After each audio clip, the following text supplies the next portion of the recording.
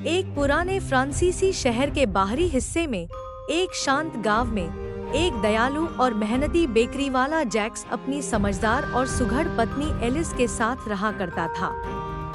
वे एक साधारण से घर में रहते थे, जहां हर सुबह ताजे ब्रेड की खुशबू और बगीचे की जड़ी बूटियों की महक फैली रहती थी। एलिस अपने बगीचे में फूल और जड़ी बूटियां उगाती थी, जिन्हें वह हर हफ्ते बाजार में बेचने जाती थी। उसके हाथ तेज थे, हर बंडल बड़े प्यार और सलीके से बांधकर रंग बिरंगे रिबन से सजाए जाते थे।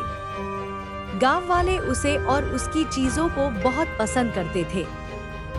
जैक्स हर सुबह सूरज निकलने से पहले उठता और अपनी छोटी सी बेकरी में लग जाता। उसकी बनाई पेस्ट्री और ब्रेड इतनी मुलायम और स्वादिष्ट होती कि उन्हें खाते ही मुंह में घुल जाती थी।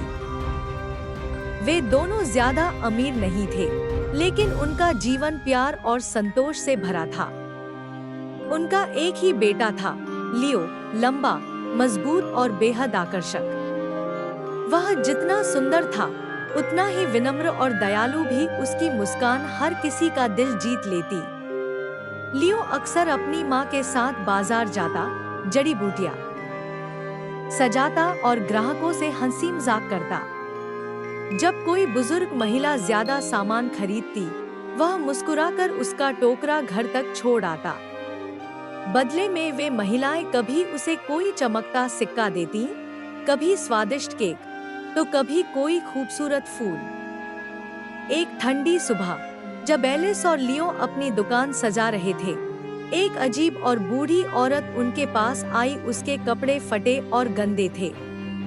उसका चेहरा बहुत पतला था, ठुड्डी नुकीली और नाक इतनी लंबी और टेढ़ी कि लगभग उसके होंठों को छू रही थी। वह एक मुड़ी हुई लकड़ी की छड़ी के सहारे चल रही थी। उसके काले भूरे पंजे कांपते हुए टोकरी में जा पहुंचे। वह जड़ी बूटियों को एक एक करके सूंघती और फिर जमीन पर फेंक देती। एलिस का दिल बैठ गया। वह कुछ कहना चाहती थी, लेकिन उस बूढ़ी औरत की आंखों में कुछ ऐसा था कि उसका गला सूख गया। हे भगवान, एलिस ने सोचा, इन गंदी उंगलियों से ये मेरी सजाई हुई जड़ी बूटियों को खराब कर रही है। अब इन्हें कौन खरीदेगा? बूढ़ी जैसे उसकी सोच पड़ चुकी थी। तुझे मेरी लंबी नाक पसंद नहीं? उसने घसीटती आवाज में कहा। तेरे बेटे की भी नाक अब ऐसी ही होगी, उससे भी लंबी। फिर वह मेहंदी की टोकरी में हाथ डालते हुए बोली, और उसकी गर्दन? नहीं चाहिए तुझे पतली गर्दनें? तो अब उसकी गर्दन नहीं होगी, उसका सिर कंधों में धंस जाएगा। एलिस ने हिम्मत करके कहा, मेरे बेटे से इस तरह बात मत करो। खरीदना है तो खरीदो, वरना दूसरों को मत डराओ। बूढ़ी औरत मुस्कुराई, लेकिन उसकी मुस्कान में शैतानी थी। क्यों नहीं खरीदूंगी? ये सारी जड़ी बूटियां बांध दो, लेकिन मैं बूढ़ी हूँ। तुम्हारा हट्टा कट्टा बेटा मेरा सामान मेरे घर तक छोड़ आए, इनाम दूंगी उसे। लियो थोड़ा हिचका, लेकिन एलिस ने उसे धीरे से समझाया, बेटा बुजुर्ग है, थोड़ी मदद कर दो, जल्दी लौट आना। लियो ने टोकरी बांधी और उसके पीछे पीछे चल पड़ा। वे गलियों से होते हुए सुनसान रास्तों पर पहुंच गए। आसपास की रोशनी मध्यम होती गई। रास्ते वीरान, बस्ती खामोश, और हवा में अजीब सन्नाटा था। बूढ़ी औरत की चाल तेज हो गई। उसकी छड़ी की टिकटक गूंजती रही। आखिरकार वे एक जर्जर झोपड़ी के पास रुके। दीवारें काली और सड़ी हुई थी।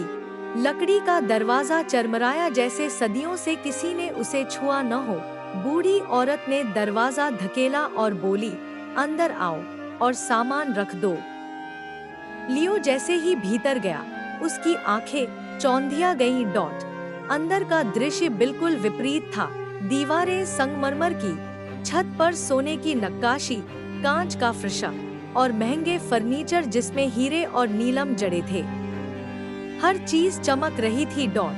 बूढ़ी औरत ने अपनी जेब से चांदी की सीटी निकाली और एक तीखी धुन बजाई।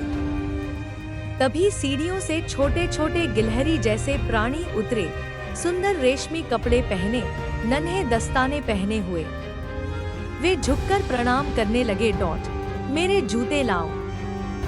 बूढ़ी औरत ने आदेश दिया। गिलहरियां ऊपर दौड़ी और लौटते समय नारियल के खोल से बने जूते, जिन्हें अंदर से मुलायम चमड़े से बुना गया था, ले आईं। वे जूते धीरे धीरे उस बूढ़ी के पैरों में पहनाए। फिर वह लियो की ओर मुड़ी। तुम्हें पता है तुम क्या लेकर आए हो? उसने टोकरी खोली और लियो का चेहरा पीला पड़ गया। अंदर कटी हुई इंसानी सिरों का ढेर था, आंखें सूनी, चेहरे डरावने। तुमने मुझे धोखा दिया, लियो चिल्लाया। वह दरवाजे की ओर दौड़ा। लेकिन जैसे ही उसने दरवाजा खोला, वह फिर उसी कमरे में खड़ा था। कोई रास्ता नहीं था।